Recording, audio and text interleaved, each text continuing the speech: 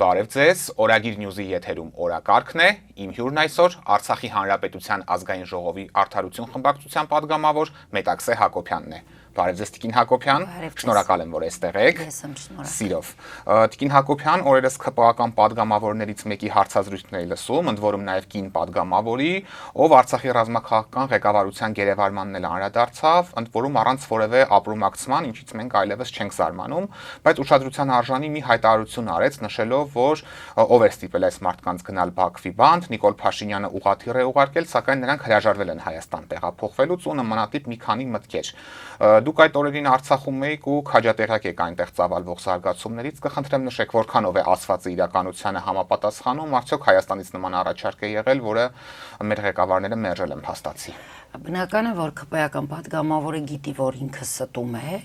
բայց ցավոք նույնիսկ այստեղ իրենց մոտ գիտելիք այնքան պակաս կա, որ գոնե այնպես չեն ստում, որ կարողանա դա համոզիչ ու հիմնավորումներ գոնե երևա կեղծ թեկուզ, բայց երևա եւ ինձ նորից կրկին այդ հարցադրումը արել են ու այնուհետև չիմանալով ում մասին է խոսքը նայել եմ, ինչքան գիտեմ դա Բուժքրոջ մասին է, որի հանձնաժողովն է ղեկավարում, իհարկե ամենայն հարգանքով բուժքույրերի նկատմամբ, բայց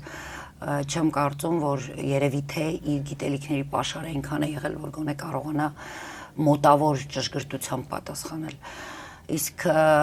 բուն հարցին, գիտեք, նույնիսկ անդրադառնալու կարծում եմ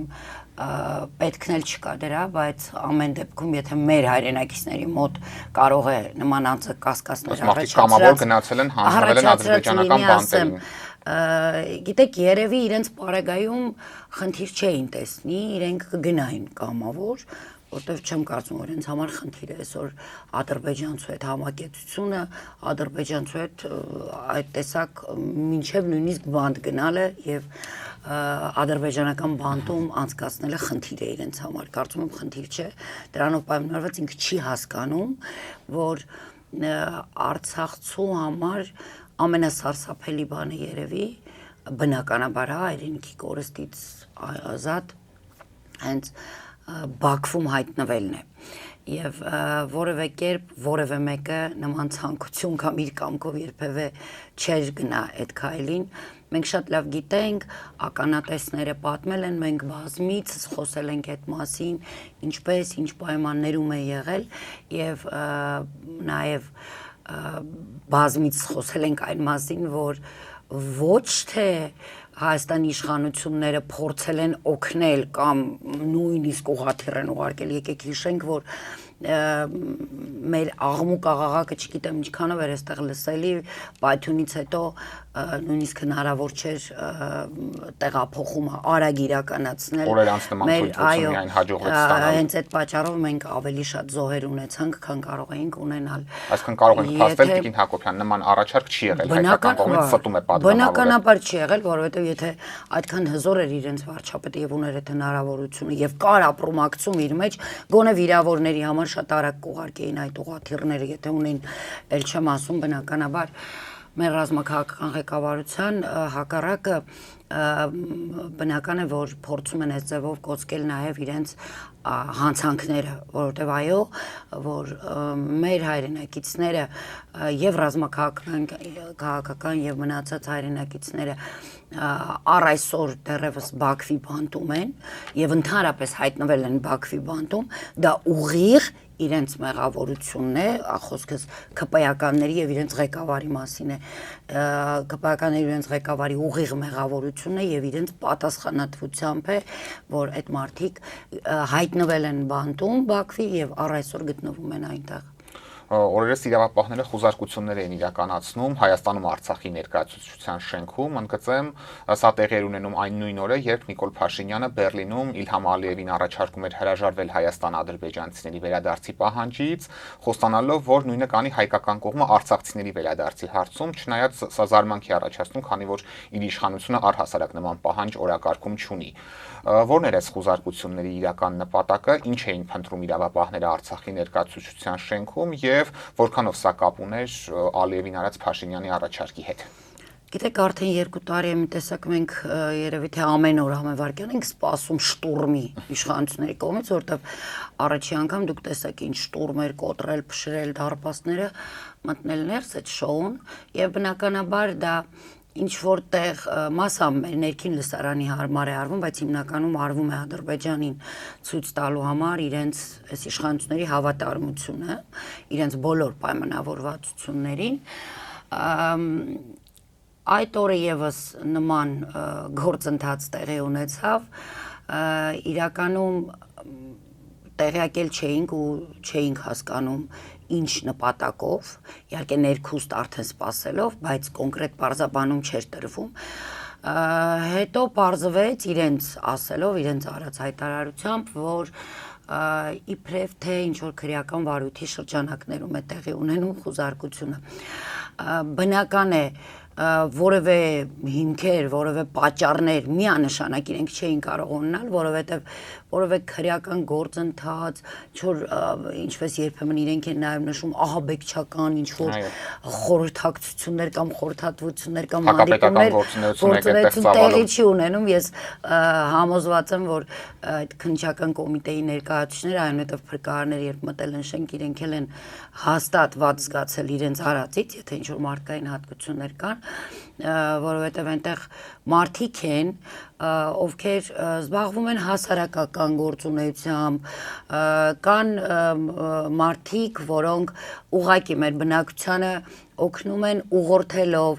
իրավաբանական խնդիրներ ունենալու պարագայում սոցիալական խնդիրների ուղղությամբ խորհրդատվություն են տալիս։ Մի խոսքով այսպես առօրյա այս իրավիճակում գտնվող եւ իշխանությունների կողմից անընդհատ բռնաճնշումների ենթարկվող մարդկանց այսպես այդ վիճակից դուրս գալու հնարավորություն է կամ գործընթացներ են տեղի ունենում այնտեղ, որը որևէ կերպ երբևէ չի կարող վնաս լինել Հայաստանի Հանրապետության համար, որովհետև մենք նաև երբևէ չենք դիտարկում նման որևէ հարց, որ ցանկացած գործողություն իրականացնելիս միշտ դիտարկում ենք, որ հանկարծ որևէ բան այնպես չլինի, որ կասկածի կամ, չգիտեմ, վտանգ առաջացնի Հայաստանի Հանրապետության համար միանշանակ դա։ Ամեն դեպքում իրենց որևէ մեկը չէր խոչընդոտել, իրենք խոզարկությունը իրականացրել էին, հասել էին չհրկիզվող փոքրիկ պահարանին, պահանջել էին բանալին, իրենց տեղեկացրել էին, որ բանալին քննչական կոմիտեում է, այսինքն իրենք նախորդ խոզարկության ժամանակ տարել էին իրենց հետ, բայց այս խմբի ղեկավարը չի էլ փորձել ճշտել եւ բնական է չի հավատացել արցախցիներին։ Դուք տեսաք դրանից հետո շոուն ինչպես փրկարարները այդպես գործիքներով եկան, կոտրեցին, մի կողմեն տեսարանը ստացան, բացեցին եւ տեսան, որ մեջը Ազատ Արցախ թերթի 90 տարի առաջվա տպագրված առաջին համարն է դրված։ Այսինքն ամենամեծ զարմանալի, չգիտեմ, միգուցե իրենք իրենց վրա զարմացան կամ միգուցե իրենք հենց գիտեին, որ նման բան է լինելու, չեմ կարող ասել։ Իսկ իրականում ինչու էր դա տեղի ունեցել, դրա նախորդ օրը տեղյակ եք բոլորդ տեղի ունեցան Արցախի ներկայացությունում լսումներ, իսկ լսումները բնական է նվիրված էին արցախցիների վերադարձի հարցին, ինչու մենք այսպիսի լսումներ իրականացրեցինք, որովհետև իրականում 2 տարի ըստ էության, թե Արցախի ազգային ժողովը իր կողմից լիազորված հանձնախմբի օգնությամբ եւ միջոցով, ինչպես նաեւ մեր բոլոր ազգային ուժերը, խորհրդարանական, արտախորհրդարանական, նաեւ արցախյան հասարակական հատվածը եւ արտախորհրդարանական ուժերը տարբեր գործընթացներ են իրականացրել։ Մի տեսակ սա նախ հաշվետվություն էր եւ առաջի հաշվետվությունը զեկույցի ձևով հենց ներկայացրեց հանձնախմբի ներկայացուցիչներից մեկը, այնուհետև յուրաքանչյուր քաղաքական ուժ ներկայացրեց իր կատարածը, իր տեսլականը, իր սպասելիքները, անելիքները եւ հավատացեք, որ ընդհանրապես ուրախալին որն էր, որ կարծես թե հայացքներում ոչ մի տարբերություն չկար եւ մենք բոլորս կարծես թե հենց դիտարկում էինք այն կետը, որից պետք է շարունակել եւ դա շատ կարեւոր էր, որովհետեւ այսօր թյուր կարծիք կա, որ ընդդիմադիր դաշտում կամ ավելի ճիշտ ազգային դաշտում կան անհամաձայնություններ, որտեղ անհաշտ են, որտեղ ինչ որ բան չեն կիսել իրար հետ, ես չեմ կարող ասել, բայց ես տեսել եմ, որ Արցախի ներկայացության շենքում Արցախի շուրջ լսումների ժամանակ տիրում էր անասելի այսպես հանգիստ, հանդարտ կոնսոլիդացնող գործոններ Արցախը բոլորին։ Այո, միավորված իրենց անելիքը իմացող այսպես մարդիկ էին չկար այդտեղ ոչ մի անհամաձայնություն եւ գիտեք ինչքան էլ էս իշխանությունները փորձեն օրինակ հասնել Գերմանիա հակառակը ասելու ներքին լսարանի համար, որտեվ իր խոսքը հիմնականում ներքին լսարանին էր ուղված, միևնույն է ես վստահեցնում եմ, որ Արցախի հարցի շուրջ կարծես սոսինձ լինի Արցախի հարցը եւ կարող է շատ արագ նույնիսկ տարբեր հարցերում անհամաձայնություններ ունեցող ուժերին բերել միտեղ նստացնել եւ այդ քննարկումները կամ որոշումները տեղի ունենան շատ բարի դրացիական, նպատակասլաց, այսպես ու իրար հետ հաշտ համերաշխ ինչ որ մթնոլորտում։ Սրանից է վախենում իշխանությունը մեծ հաշվով։ Այո, եւ նաեւ հաջորդ օրվա այն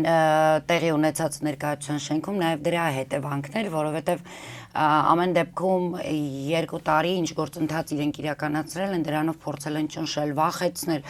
Ես չեմ ասի, որ դա 100%-ով իրենց մոտ չի ստացվել, իհարկե, ստացվել է եւ եղել են մարդիկ, որ դուրս են եկել այս պայքարից, շատ քչերը։ Եվ դա ինչ որտեղ նաեւ լավ է, որովհետեւ այստեղ ուժեղ կամք, ուժեղ ազգային այդպես նպատակասլաց մարդիկ են անհրաժեշտ։ Ձեր շարքերն են մաքրվում, այսպես Այո, այո, դա ըստ էության նաեւ մաքրվում են, որը կարծում եմ, որ նորմալ է նաեւ այս պարագայում։ Եվ ի ուրախությունից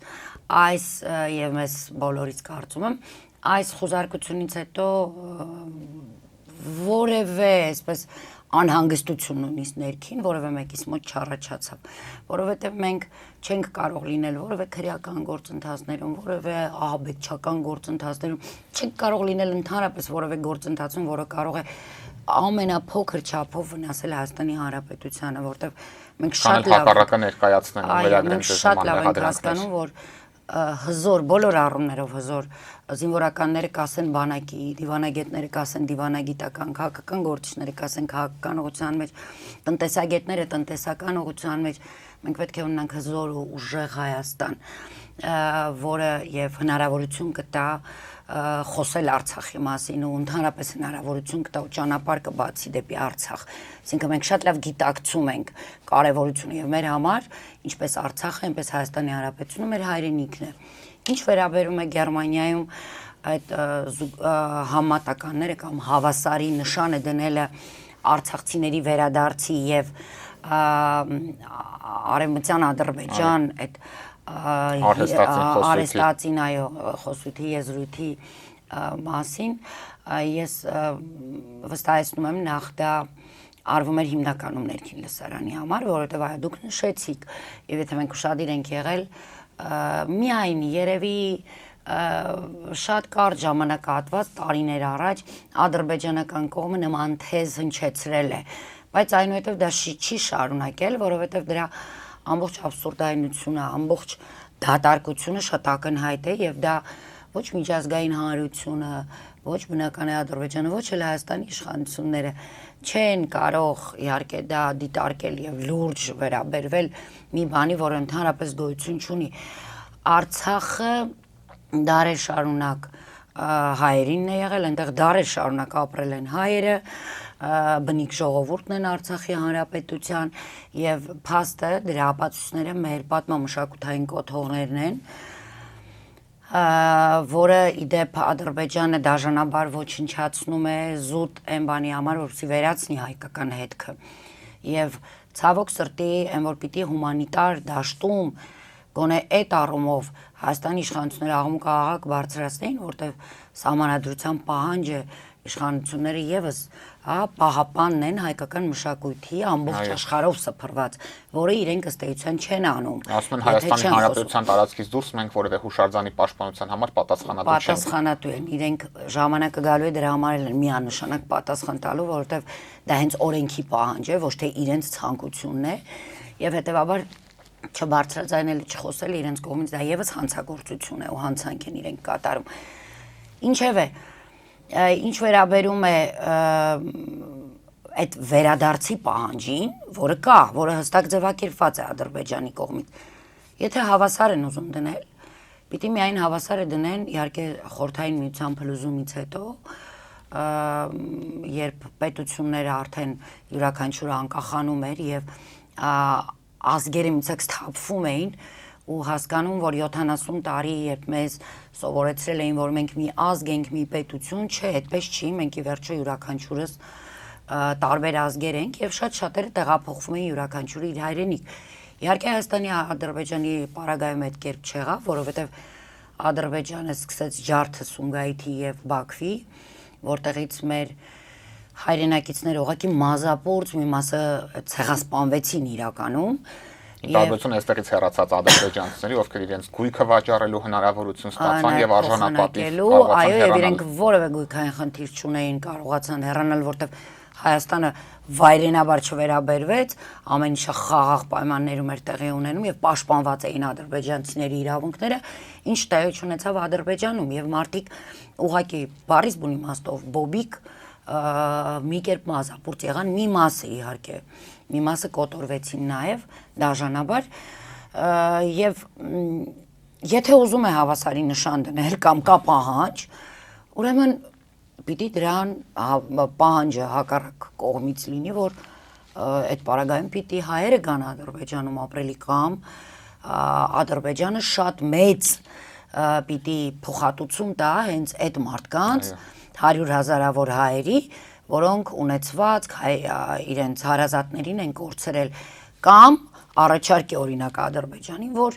մենք ձեզնից չունենք պահանջ, դուք մեզնից չունեք պահանջ, դուք չեք գալիս այն տարածքներում ապրելու, որտեղ ապրել եք եւ հավակնություն ունեք, մենք չենք գալիս։ Իհարկե սա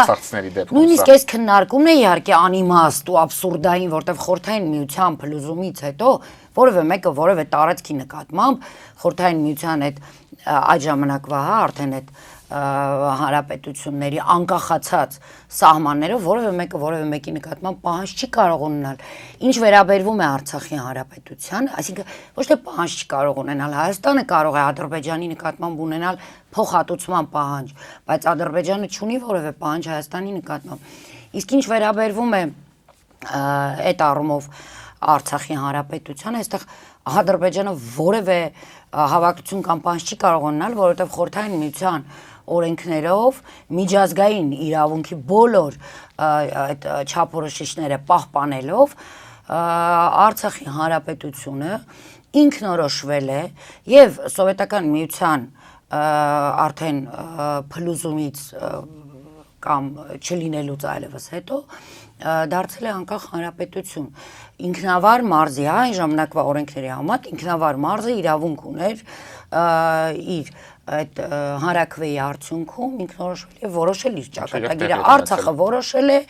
դուրս է եկել 1991 թվականի դեկտեմբերի 10-ին, վերջ դրանով բոլոր հարցերը լուծվել են եւ նաեւ պատմական որևէ փաստ կամ ակնարկ չկա, իրենք ինչքան էլ խեղաթյուրում են պատմություն, ինչքան էլ փորձում են աշխարհին ներկայացնել, միևնույն է փաստերը դրա հակառակի մասին են խոսել։ Եվ այսօր թող կարողանա նույն Նիկոլ Փաշինյանը որևէ մեկը ցանկացած քաղաքացի 150,000 արցախցու հայի ընդհանրապես բացատրի, որ երբ որ դու ուզում ես գնալ քո որդու գերեզմանին կամ դու կամ իմ երեխային թող իրենք բացատրեն, որ իմ երեխան ուզում է գնալ իր դպրոցը, ուզում է գնալ իր տուն, իր տան դուռը բացել, իր սենյակում խաղալ, ապրել ընդհանրապես ոչ մի հավակնություն որևէ մեկից չունենալու, ուղղակի իրացնի իր ապրելու բնական իրավունքը, դա կարող է վտանգ լինել օրինակ Հայաստանի Հանրապետության համար։ Ոչ, վտանգը հիմա է, երբ դու հերքում ես այդ իրականությունը, երբ դու հասարակ քո ժողովրդի պաշտպանության համար չես պայքարում եւ դրանով լեգիտիմացնում ես Ադրբեջանի զավթողական քաղաքականությունը, հայատյաց քաղաքականությունը նույն ձևով հնարավորություն տալով վաղը նույնը անել Հայաստանի ցանկացած տարածքի կամ ամբողջությամբ Հայաստանի Հանրապետության նկատմամբ եւ Հայաստանի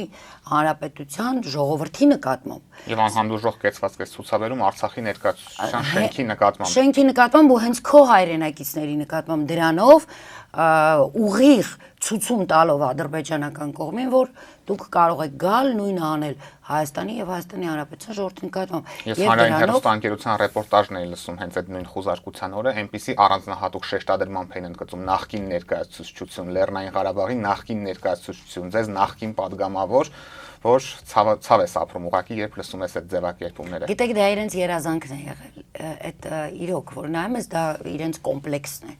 այդ ատելությունը, հա, Արցախի ու արցախցիների նկատմամբ, ընդհանրապես հայի նկատմամբ, Ես երբևէ չէի պատկերացրի, որ մեր հանրայինով ես նման ձևակերպումներ կլսեի։ Դե ցավոք սրտի հիմա դա հանրային չէ, երևի մենք պիտի դա անցալենք, որ դա հանրային չէ, դա օրինակ ԿՊ-ական է կամ Նիկոլային է, այսպես որ մենք պիտի ձևակերպում դնենք եւ այլևս չընկալենք, որ դա հանրային է եւ ընդհանրապես չնայենք անկեղծ, ես արդեն չեմ հիշում որերորդ տարին է ընդհանրապես հանրայինով որևէ ռեպորտաժ դիտած չկամ, որտեվ ինձ համար որևէ տարբերություն չկա այսօր նայել հակահայկական որևէ ալիք այլ երկրի կամ թշնամական երկրի թե նայել օրինակ հանրայինը այնտեղ ամբողջությամբ հայատյաց այսպես ինչ-որ քարոզչություն Արցախատյաց, որի հիմքում նաև իրականում հաջորդ քայլը հենց այդ հայատացիացությունն է։ Օդկին Հակոբյան, Նիկոլ Փաշինյանի առաջարկին ինձ համար զարմանալիորեն արձագանքել էր նաև Սամվել Բաբայանը եւ նշել էր, որ Արցախի ինքնորոշված ժողովրդի անունից ոչ ոք, այդ թվում Նիկոլ Փաշինյանը, խոսելու իրավունք չունի։ Իհարկե Բաբայանի ասացի հետ հնարավոր չէ չհամաձայնելը նաև Արցախի հարցը փակելու մասով, բայց այնուամենայնիվ մենք հիշում ենք, որ նույն Սամվել Բաբայանը շրջափակման օրերին Ադրբեջանի հետ բանակցություններ էր վարում, այսպես Ադրբեջանի կազմում ինքնավարություն ստանալու օրակարգի շուրջ, ժամանակին էլ Նիկոլ Փաշինյանի քաղաքականությանը հրապարակային նա աջակցում էր։ Ինչով եք պայմանավորում այս կտրուկ պատասխանը Բաբայանի, ինչ խնդիր է նա սրանով փորձում լուծել եւ ամենակարևորը նրա անկեղծությանը հավատում եք։ Գիտեք, սովորություն չունեմ ու սովորաբար չեմ էլ սիրում մեկնաբանել, տեղյակ էլ չեմ եղել, որ ինքը որևէ կերպ հակազդել է Նիկոլ Փաշինյանին, որտեվ չեմ հետևում, հետաքրքրված չեմ անկեղծ ասած, բայց գիտեք, իմ պատկերում ես չեմ խուսափում խոսել Սամվել Բաբայան հերոսի մասին, որովհետև իմ պատկերացումներում ինքը Արցախը ազատագրողներից մեկն է։ Ինչքան էլ ասեկոսեներ լինեն, ես չեմ փորձում որևէ մեկի արածը թերագնահատել կամ կասկածի տակ դնել, ես ընդունում եմ, որ ինքը Արցախի հերոս է, ով ազատագրողներից մեկն է Արցախը։ Բայց իմ ընկալման մեջ չկա դա Սամվել Բաբայան քաղաքական գործիչ, որովհետև երբ որ դու ունես քաղաքական կուրս, դու չես կարող շեղվել այդ կուրսից։ Այսինքն դու այնքան հստակ պիտի հաշվարկած լինես, որ քո շեղումները շատ թեթև աննկատ լինեն եւ պահով պայմանավորված լինեն, բայց երբ որ դու հստակ քո քաղաքական կուրսը ժամանակ առ ժամանակ շեղում ես, դու չես կարող այլևս վստահություններ շնչել որևէ մեկի մոտ։ Կոնկրետ իմ պարագայում որպես քաղաքական գործիչ չկա անկալում իր նկատմամբ եւ վստահություն այդ առումով եւս, որտեվ այո, Արցախում մեզ համար եւ ընկալելի չի եղել, եւ ընդունելի չի եղել, եւ հասկանալի չի եղել, սկսած ճանապարհային քարտեզներից, որը մեզ երբեմն առաջարկվել է, եւ նաեւ Հայաստանի իշխանությունների նկատմամբ դիրքորոշումից, նաեւ Արցախի գիտեք, ներքին խնդիրների այլ կերպ ներկայացնելուց, համ տեսակ այդպես պարակտումը անընդհատ տեղից էլ ծանր իրավիճակում մտցնելով ներքին քաղաքական կյանքում Արցախի, հետեւաբար չգիտեմ հասկանալի չի ձեր համար նրա այս արձագանքը։ Չեմ կարող ասել, որովհետև գիտեք յուրաքանչյուրը այս քաղաքական գործընթացներում մեկը իրականում այո անկեղծ է, որ շատ հազվադեպ է հանդիպում, մեկը ունի իր ամբիցիաները, մյուսը հստակ իր անձնական քաղաքական շահը ունի, ընդհանրենք պաշտոն, խորհրդարան, չգիտեմ, այլ նպատակներ, Չեմ կարող իրեն ասել, որովհետև երբևէ չեմ շփվել, ցանկություն այդ առումով չի եղել, հետևաբար չեմ կարող անկեղծության չափն էլ իր չափել ու չեմ հետաքրքրված եղել իրականում, չնայած որ ուժը, որը ազգային ժողովում է, կան մարդիկ, որոնք հստակ 2023-ի տեղահանումից հետո իրենց մոտ եւս շատ բան փոխվել է եւ կարող եմ ասել, որ անկեղծ իրենք եւս չեն ընկալում այս իրականությունը եւ անկեղծ պայքարի մեջ են այսօր, բայց իր բարակայում իրականում չեմ կարող ասել։ Իսկ եթե իր գործունեությանը անդրադառնանք, դուք նույն Սամվել Բաբայանին մեղավոր համարում եք Արցախի կորստի համար, թեպետ նա 20 թվականի պատերազմի շրջանում անվտանգության խորհրդի քարտուղարի պաշտոններ զբաղեցնում, հետագայում էլ նույն բանակցություններ էր վարում ադրբեջանական կողմի հետ, բայց մեր հանրության շրջանում մի ընկալում կա, որ նա մեղավորություն չունի այդ ամեն ինչում եւ փորձել է ինչ-որ կերպ իրավիճակը շտկել, լուծումներ առաջարկել, բայց շատ է հնչում այն տեսակետը, որ նրան չի հաջողվել, քանի որ իրավիճակի վրա ազդելու իրական լծակներ չի ունեցել։ Ձեզ համար այս թեզը որքանով է համոզիչ։ Գիտեք, քանի որ մենք ներսում ենք եղել, ինձ պետք չի որ խոսքեր ասեն, ես խոսքերից հետևություն անեմ։ Միգուցե խոսքերը մեր հանրությանն են պետք, որից իրենք փորձում են հետևություններ անել, չեմ էլ մեղադրում հանրությանը։ Ես մի բան կարող եմ ասել, ինձ համար այո մեղավոր են բոլոր նրանք, ովքեր ինչ որ մի փուլում համագործակցել են այս իշխանությունների հետ։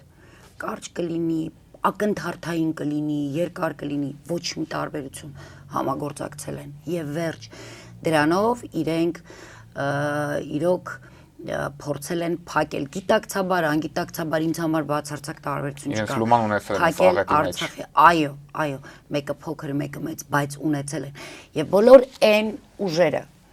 այն ղեկավարները, այն զինվորականները, որոնք չեն հակառակվել այստեղից պարտադրված քաղաքական կուրսին, իրենք հավասարապես կրում են նույն պատասխանատվությունը։ Իհարկե մենք բոլորս ենք մեղադրում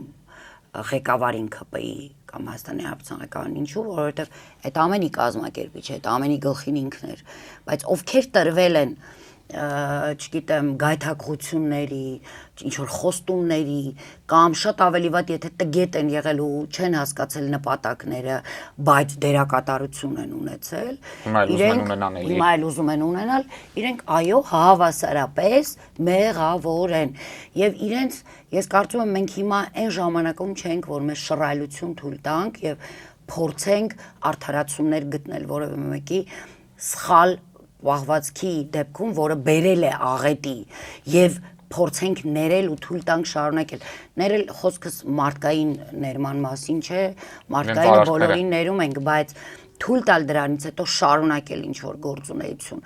Իսկ ինչով պիտի վստահ լինեմ, որ այդ մարդը նորից չի շեղվելու եւ նորից կամ ինչ որ տգետ քայլ չի անելու ցանկացածը։ Հետևաբար եթե լծակներ չեն եղել ու եթե հիշում եք կամ եթե չեք հիշում կարող եք տեսնել դական բաց աղբյուրներում, եթե չեմ սխալվում հուլիս ամիսը 2020-ի, երբ նորանշանակ անվտանգության խորհրդի քարտուղարը ազգային ժողովում էր եւ ներկայացնում էր, որ Արցախի հանրապետության նախագահը նորընտիր իր լիազորությունների մի մասը փոխանցել է իրեն, ես եմ հարց տվել, որը առ այսօր կա, կարող են նայել ու հետաքրքրում է, ինչ է դա նշանակում, ինչպես կարող է Արցախի հանրապետության նախագահը իր լիազորությունները տալ ինչ որ մեկին։ Սահմանադրությունը նման դրույթ չի ունեցել։ Սահմանադրությունը հստակ կարդացել եմ սահմանադրության այդ հոդվածը, որ նախագահը նման լիազորություն չունի իր լիազորությունները դնի մեկ այլ պաշտոնյայի վրա։ Իսկ քարտուղարը անվտանգության խորհրդի դա խորհրդատվական մարմին է, ինքը եւս ինչ որ բան հայտնաբերելու դեպքում ենթադրենք պատժիչ, չգիտեմ ինչ գործողություններ չի կարող կատարել։ Հենց դա են ասում, որ լծակ չի ունեցել։ Ինքը ընդհանրապես խորհրդատվական, բայց ի պատասխան ինձ ստացել եմ շատ վստահ պատասխան, որ դուք ոչ սխալվում եք, ինձ է փոխանցել իր լիազորությունների մի մասը։ Եվ ես կարող եմ նույնիսկ պաշտոնյային աշխատանքի ժամանակ սուրճ խմելու համար հեռացնել աշխատանքից։ Իհարկե հետո իրենք տարբեր փորձեցին իրենց գրասենյակի միջոցով տարբեր բարձաբանումներ տալ, այսպես արդարացումներ գտնել, բայց խոսքը հնչել էր եւ վերջ։ Հետևաբար մարդը, ով հայտարարում է, որ ինքը ունի բազմաթիվ լծակներ տարբեր հարցեր կարգավորելու Արցախում, դեռ նոյեմբերի 9-ի հայտարարությունը չստորագրած Պաշտոնյան, որը պարտավոր էր լինել Արցախում, ինչպես բոլորը, հայտնվում է շատ ավելի շուտ օրեր առաջ Երևանում, հայտնվում է վարչապետի կառավարության շենքում, այնուհետև հայտարարում, որ չուներ լծակներ։ Գիտեք, ես նույնիսկ իմ արած հետևության մասին չեմ ասի։ Ես կարծում եմ, այս դեպքերի հերթականությունը ինքը հստակ տալիս է, տրամաբանորեն տալիս է, յուրաքանչյուրը կարող է հետևություն անել, բայց նորից եմ կրկնում, յուրաքանչյուրը ազատ է իր որոշումների մեջ եւ յուրաքանչյուրը իր քաղաքական գործունեությունը ինքն է որոշում ինչպես պիտի ծավալի, ես ոչ մեղադրելու եմ, ոչ արդարացնելու եմ, ոչ նման մարդկանց հետ ճանապարհ եմ ուղղակի գնալու, բայց մենք պիտի հասկանանք, հետևություններ, բայց պետք է անենք։ Իհարկե, եւ այլևս մենք, գիտեք, իհարկե վաղուց մենք հնարավորություն չունենք մեզ նման շռայլություններ թույլ տալու, մեզ հստակ ազգային օրակարգով գործընթացն է անհրաժեշտ, որի առաջարկները մենք արդեն բազմիցս արել ենք, սկսած ռազմավարությունից, որը Արցախի նաև ազգային ժողովը ներկայացրել է տարբեր դրույթներ այդ ռազմավարության, ինչպես պետք է առաջ շարժվել, որպեսզի կարողանանք իրոք այս քաոսից ինչ որ մի պահի դուրս գալ։ Ուզում եմ նաև անդրադառնանք Արցախի հարցով բանակցային փաստաթղթերի հրապարակմանը, գիտեք, վերջերս դրանց մի մասը հրապարակվեց, իհարկե ոչ ամբողջովին, բայց այնուամենայնիվ դրանք ընթերցելուց հետո առնվազն պարզ է դառնում, որ բանակցությունները չեն եղել Արցախը Ադրբեջանին հանձնելու, այդ ամենը լեգիտիմացնելու մասին, ինչպես շատ հաճախ այս իշխանության ներկայացուցիչներն են պնդում։ Ձեր գնահատմամբ ինչու իշխանությունը գնաց այս փաստաթղթերի հրապարակմանը, արդյոք հաշվարկը այն էր, որ մարդիկ չեն կարդա դրանք եւ այս աղմուկի մեջ կստվեր դրա նշանակությունը։ Գիտեք, ես կարծում եմ, որ մեր ժողովուրդը ինքը պիտի սրա արձագանքը տար, գոնե հանրային այսպես ձևով, որովհետև իրականում վիրավորական էր։ Բոլորիս մոտ այո կար այդ զգացումը, որ այս մարդը հրապարակեց փաստաթղթերը, այնուհետև սկսեց լրիվ մանիպուլացներ, ինչ որ մեկնաբանություններ անել, իր քպայականները նաև, այսպես ինչ-որ մի նախադասություն վերցնում էին, սկսում էին իրենք ինչ-որ մտքեր գեներացնել։ Ինչու է դա վիրավորական, որովհետև իրենք մեր ժողովրդին դիտարկում էին որպես գիտելիք չունեցող, չեմ ուզում ավելի հաստատ իրենց բնորոշումները այլ են, ավելի կոպիտ ու տգեղ են, քան ես եմ հիմա ներկայացնում, կամ մտածում էին, որ ով էլ որ կարդացել է երկար է մի մասը կկարդա, չի կարդա կամ չի հասկանա։ Ես վստահ եմ ասում, որ իրենք ունեին այդ հենց կանխավ այդպես էին մտածել, որովհետև հետո իրենց խոսքը արդեն դրա վառ ապացույցներ, հենց այդպես էլ մտածել են։ Բայց իրականում այն մարդիկ, ովքեր իրականում ազգային հարցերով միշտ անհանգիստ են եղել եւ հետաքրքրված ավելի շուտ, ես կարծում եմ, որ որևէ մեկիս համար նորություն չկար այնտեղ։ Ոչ մի նոր բան մենք չհայտնաբերեցինք, նույնիսկ բաց աղբյուրներում ինչ որ եղել է եւ մենք հնարավորություն ենք ունեցել այս 3 տասնամյակի ընթացքում հետևելու, մենք հասկացել ենք, որ հստակ բանակցային գործընթաց կա, որը տանում է հարցի հանգուցալուծմանը։ Եվ նորմալ է, որ բանակցային գործընթացի ժամանակ լինում են նաև այսպես փակուղիներ, դա նորմալ է, դա ցանկացած բանակցային գործընթացում կա այդպիսի բան, հակառակ դեպքում, եթե չառաջանա փակուղի, ավարտվում է բանակցային գործընթացը եւ հարցը լուծվում է։ Փակուղիների դեպքում բանակցային գործընթացը արդեն շտկումների կամ փողզիչումների արդյունքում, հստակ եմ ասում փողզիչումների եւ փողզիչում ասելիս նկատի չունեմ հիմիկվա նոր ձևակերպումը փողզիչման, այն ժամանակվա իրական փողզիչումների արդյունքում բանակցային գործընթացը դուրս է եկել փակուղուց եւ շարունակվել։ Վերջին ժամանակներում նույնիսկ եթե այս բանակցային փաստաթղթերի ինչ որ մի հատվածը իրենք չհրապարակեին, ինչպես նաև իրենց հայկական ժամանակի դիտարկումները, ապա մենք արդեն տեսնում էինք, որ մոտենում են հանգուցալուծման։ Իհարկե, բանակցային գործընթացին կա այնպիսի process է, որ մոտենալը կարող է եւս տասնամյակներ կամ մեկ տասնյակ տարի տևի, բայց ամեն դեպքում մոտենում էր, ինչու, որովհետև կար ընկալում արդեն, որ պիտի ավարտվի Արցախի Լեռնային Ղարաբաղի հիմնախնդիրը, կավարտվի այն պարագայում, երբ որ երկու ժողովուրդների մոտ կլինի արդարության զգացում։ Եվ այնտեղ մենք տեսնում էինք առաջարկվող բազմաթիվ տարբերակները, առնվազն 6-ի մասին մենք գիտեինք, ինչ տարբերակներ են առաջարկվում, որպեսզի հանգուցալուծումը գտնվի եւ Արցախցին մնա Արցախում, Ադրբեջանն էլ եւ Արցախցին ունենա արդարության զգացում եւ Ադրբեջանը ունենա, ադրբեջանցին ունենա, ընդհանրապես հայը եւ ադրբեջանցին ունենան։ Հիշում եք, Նիկոլ Փաշինյանը պատական չի, դա իր հորինած թեզը չէր, որ այնպես պիտի անենք, որ եւ հայերը եւ ադրբեջանցիները համար ընդունելի լուծում գտնեն։ Ընդունելի լուծում, իհարկե ինքը 3 ժողովուրդ էր դարձրել, մեր պարագայում 2 ժողովուրդների մասին է խոսքը, բայց իրականում բանակցային գործընթացը հենց դրա մասին էր։ Ինքը նոր բան չէր հայտնաբերել եւ դա բերում էր դրան։ Ինչ տեղի ունեցավ։ Իրական նաեւ մենք չենք խուսափել խոսել, հա 16 թվականին եւս փակուղում է հայտնվել։ Եվս դրանից հետո արդեն ճիքեր են արվել դուրս գալու այդ փակուղային վիճակից։ Եվ ինչ տեղի ունեցավ, եւ երբ պիտի կար այդ հնարավորությունը դուրս գալու, այ քեզ տարօրինակ զուգադիպություն տեղի է ունենում Հայաստանում իշխանազավթում, եւ իշխանությունը զավթողը հայտարարում է, որ չկա այլևս բանակցային գործընթաց, ես իմ 0 կետից եմ սկսում։ Այսինքն ոչնչացնում է այն բոլոր հնարավորությունները, որոնք տասնամյակներ շարունակ ստեղծվել էին, եւ այդ հնարավորությունները բերելու էին իրականում խաղաղություն, երկարաժամկետ, որովհետեւ ինչ էր նշանակում Արցախի համար բանակցային գործընթաց, բացի տարածքի լինելիությունից, որի վրա մենք ապրում ենք, թեկուզ եւ հարաբերական խաղաղության վրա, ինքը նշանակում էր անվտանգային հստակ համակարգ, որը կապահովեր այդ խաղաղությունը, հա, երկարաժամկետ, ինչը նաև գրավականն էր Հայաստանի Հանրապետության խաղաղության երկարաժամկետ։ Ինչ արեց այս մարդը։ Եկավ այդ ամեն ինչը ոչնչացրեց, հայտարարեց արդեն 2019 թվականին Ստեփանակերտի վերածննդի հրապարակում պատերազմի մասին, երբ ասեց, որ Արցախը Հայաստանը եւ վերջ 2 ամիս առաջ 19 թվականի առաջարկը մերժեց, այո, նայեք, եթե մենք նայում ենք այդ ամբողջ գործընթացը 18 թվական եւ 19 թվական, ինքը հերթով բերում էր պատերազմի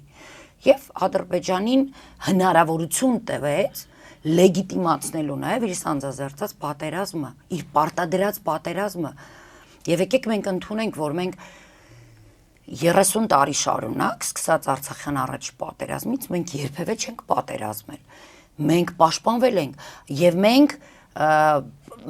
հայտնվել, մեզ պարտադրել են այդ պատերազմը։ Ադրբեջանը մեզ պարտադրել է միշտ պատերազմ եւ մենք կարողացել ենք միշտ արժանապատիվ դուրս գալ։ Իսկ ով ասեց, որ մենք 2020-ին չէինք կարողանալու։ Եթե այլ ղեկավարություն ունենային։ Նույնիսկ իր ղեկավարության պարագայում, եթե իր նպատակները հանձնելը չէր Արցախի, եթե իր նպատակները Հայաստանի վտանգումը չէր, ով ասաց, որ մեր բանակը չուներ այդ հնարավորությունը։ Գոնե մենք ռազմական գործիչներ չլինելով եւ լինելով Արցախում, մենք տեսնում էինք այդ պատերազմի աբսուրդային վիճակը։ Ի վերջո առաջին 10-12 օրը թշնամուն ոչ մի շոշափելի ձեռքբերում առաջխաղացում ունենալ չէր հաջողվում։ Բացարձակ։ Իսկ ով ասեց, որ գիտեք, շատ բաներ կա, որ խոսելիս մտածում ես, որ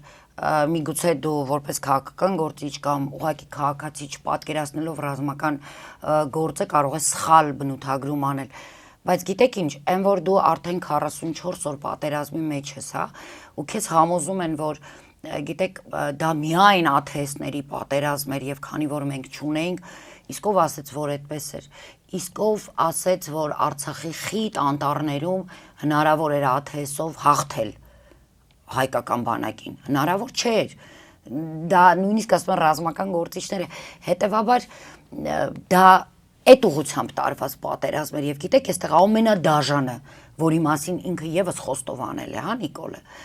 այն էր, որ ըստ էության իրենք գիտակցաբար էին զոհում այդ երիտասարդությանը։ Գիտակցաբար առանց զոհերի։ Մարդը խոստովանել է եւ առ այսօր հերիք չի ազատության մեջ է, ինքն իշխանավարում է նաեւ։ Սա է մեր գլխավոր խնդիրը այսօր։ Տիկին Հակոբյան, իսկ ինչու աղմուկ չբարձրացավ այս ամենի հրապարակումից հետո։ Ես օրինակ հիշում եմ, որ 16 թվականին 400-ից 800 հեկտար տարածքի եւ 75 զոհերի համար իհարկե էլի ցավ էր, բայց 75-ն ու 4000-ը նու թիվն էլ չենք կարող կոնկրետ ասել, քանի որ առ այսօր անուն ազգանունները հրապարակված չեն։ Մեր հասարակությունը Սերժ Սարգսյանին չէր կարողանում ներել։ Ինչու Նիկոլ Փաշինյանին ներեց ու աղմուկ չբարձրացավ այս ամենից հետո։ Ճիշտ եք, որովհետեւ ըստ էության այդ ամենից հետո մենք ունեինք իրական ընդդիմություն, չմանիպուլացնող ընդդիմություն։ Ես չգիտեմ դա ինչքանով է լավ կամ վատ, միգուցե իրոք վատ է։ Միգուցե պիտի լիներ այնպիսի ընդդիմություն, որը կմանիպուլացներ, որը կկարողանար օգտագործել դա իր քաղաքական նպատակների համար։ Միգուցե մենք ավելի լավ արդյունք ունենայինք այդ բaragայում, բայց այն ժամանակ մենք ունեինք ոչ իրական ընդդիմություն։ Մենք ունեինք ընդդիմություն խաղացող սեփական քաղաքական շահն ու ամբիցիաները սպասարկող։ Եսի նկատի ունեմ հենց ներկայիս ղեկավարին, որը այն ժամանակ ընդդիմություն էր խաղում եւ խրոխտ ելույթներն եմ հիշում։ Այո, Ադրբեջանցիներին Ստեփանակերտին մոտեցնելու մասին։ Այո, եւ եթե մենք հետ ենք գնում, այո, բացի իրենից ով է կարողացել դա անել։ Եվ տարիներ անց ցավոք սրտի մենք բոլորս գիտակցում էինք, որ տեխնոլոգիաները, որոնք կիրառվում են, դա իր ամենագլխավոր զենքն է եւ ինքը հենց դրանով էր ժողովրդին մոլորեցնում, հա, դրանով էր կարողանում։ Դուք հիշում եք, մենք ինձ թող ներողի լինեն, ես հստակ թիվը չեմ հիշում, չեմ ուզում սխալ թիվ ասեմ, ավել պակաս իրենց նման ասել, բայց ապրիլյան զոհերի մենք անուն առ անուն գիտենք, 75 զոհ ենք ունեցել մենք, սխրանքների մասին այսպես անգիր գիտենք բոլորին, գիտենք ով ինչ է արել, ով ինչպես է արել, մենք մեր երեխաներին իրենց արած հերոսության վրա ենք նաև հա դաստիարակում, բայց տեսեք, որ մենք 2020-ից հետո կամ 23-ից հետո այդ ամենը մենք սեփական մեր ուժերով փորձելով հայթայթել, իհարկե բոլորի մասին չենք կարող իմանալ, որովհետև դեռևս տեսեք 5 տարի անց մենք քիչ-քիչ ծանոթանում ենք մեր հերոսների հետ, անուններն ենք դեռևս սովորում եւ փորձում ենք նաեւ իմանալ իրենց արած այդ հերոսությունների մասին, պատմությունները փորձում ենք այդ իրական պատմությունները լսել։ Այսինքն տեսեք ինչ էին անում իրենք այն ժամանակ, հա, իշխանությունները որևէ բան ըստ էության համարյա թե միգուցե ես չգիտեմ թաքցրել են ինչ որ բան թե ոչ այն ժամանակ, բայց ըստ իս որևէ բան ամեն դեպքում հասարակության համար ինչը բավարարում էր մեր բոլորի այդ առումով հետաքրքրվածությունը, որևէ թաքուն բան չի եղել, հա, մենք հստակ իմացել ենք ինչ վիճակում է, մենք տեսել ենք այդ պատերազմը, մենք նաև այնտեղ ենք եղել այդ պատերազմի ժամանակ, մենք տեսել ենք մեր ժողովրդի ու մեր բանակի կեցվածքը,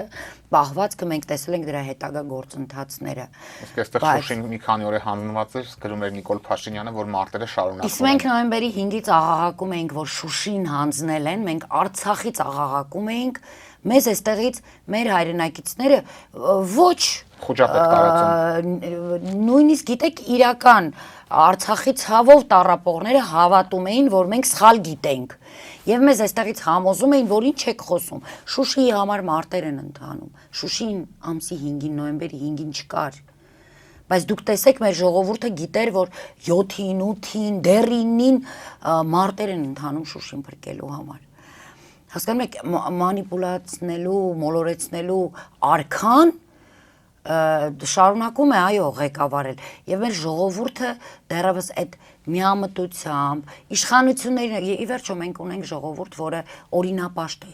անկեղծ, ինչքան էլ ներկայացնեմ, որ մեր ժողովուրդը խախտում է օրենքները, էսի անում է, մեր ժողովուրդը իշխանությունների նկատմամբ ակնածանք միշտ ունեցել է, հիմա էլ ունի։ Իսկ Արցախի ժողովուրդը դուք չեք պատկերացնում ինչքան ունի այդ ակնածանքը եւ ինչքան օրինապաշտ է այդ առումով։ Հետեւաբար իրենք չեն պատկերացնում, դրա համար շատ դեպքերում այն ժողովրդի ինքը հավասարի նշան է դնում պետություն եւ իշխանություն։ Շատ կլսենք, հա, այս պետությունից վիրավորված եմ։ Իշխանություն ասելու փոխարեն պետություն, որտեղ իրոք հենց այդպես են դիտարկում իշխանություն պետություն, հավատալով, որ չի կարող իշխանությունը հակապետական լինել, բայց ցավոք սրտի մեր պարագայում Հայաստանի Հանրապետության իշխանությունները հակապետական են։ Եվ Տիկին Հակոբյան, վերջերս իշխող քաղաքացիական պայմանագիր կուսակցությունն, այսպես ասած, էթիկայի կանոնագիրք էր ընդունել, որով իրենք պարտավորվում են չհայհոյել անգամ գրել էին այդ կետը հանդիպեց ինձ նման ձևակերպում, այնուամենայնիվ պարտավորվում են չհայհոյել ձեր նշած գործողությունը, այնուամենայնիվ չկատարել, անգամ այն դեպքում, երբ որ իրենց են նման կերպ հայհոյում։ Ես օրինակ հիշում եմ Նիկոլ Փաշինյանի հայհոյախառն գրառումները, որոնք անգամ Facebook-ն էր հեռացրել, հայտարարում են բռնությունը տեղ չունի Հայաստանում, բայց հիշում եմ նույն Փաշինյանի ժեստերը ընդդիմադիր падգամավորներին եւ սպառնալիքները։ Այնուամենայնիվ, ձեր կարծիքով ի՞նչն է ստիպել ՔՊ-ին իրենց առաջ նման սահմանափակում դնել եւ ամենակարևորը նրանք կարողանան հետևել իրենց իսկ կողմից տրված սահմանափակումներին, հաշվի առնելով այն հանգամանքը, որ իրենց էլեկտորատը իրենից պահանջում է դա։ Իրենք սահմանափակում չեն դրել։ Դա հերթական սուտն է։ Այս մարդիկ լսեք ինչ մեծ ստեր են ասել։ Հիմա ինչ է իրենց խանգարում սա եւս ստելու, ժողովրդին շոյելու, համոզելու։ Մի մոռացեք, այս մարդիկ արդեն 1 տարուց ավել է ընտրական քարոզարշավ են անում։ Այս մարդիկ կյանքի մահու գնով 26 թվականին պիտի պահեն իրենց իշխանությունը, որովհետև դա իրենց լավ ապրելու գրավականն է, որովհետև դա միգուցե նաև իրենց ֆիզիկական անվտանգության արդեն, ես չգիտեմ իրենք ինչ խոստումներ են տվել հակառակ կողմին, իրենց գործընկերներին մեր համար թշնամուն, հետևաբար իրենք կյանքում խնդիր են տալու, հիմա ամեն ինչ են խոստանալու, կգա մի պահ միգուցե կասեն օրինակ $1 միլիոն կամ $1 միլիոն թոշակ ենք տալու թոշակառուներին, ինչու հնարավոր չի որ ենք դա կարողանան խաբել, իհարկե կարողանալու են, իսկ գիտեք 21-ին Շուշի ու Հադրութի դեօկուպացիա էին անելու, իսկ լավ կլիներ, եթե իրականում իրենք պիտի պահեին, ես կուզեի իրենք մի կետ էլ ավելացնեին, որ օրինակ Հայաստանի Հանրապետության վարչապետին մենք չտեսնենք, գոնե հնարավորինս սոցիալական ցանցերում չտեսնենք, գոնե իր տգեղ պահվածքը չտեսնենք, հա, ես չգիտեմ տելեգրամյան ալիքներից մեկում հանդիպեցի, աչքերից չէի հավատում, 10 անգամ նայել եմ, ինչ որ պատողանագոքի նստած, հետ գնալով իր այդ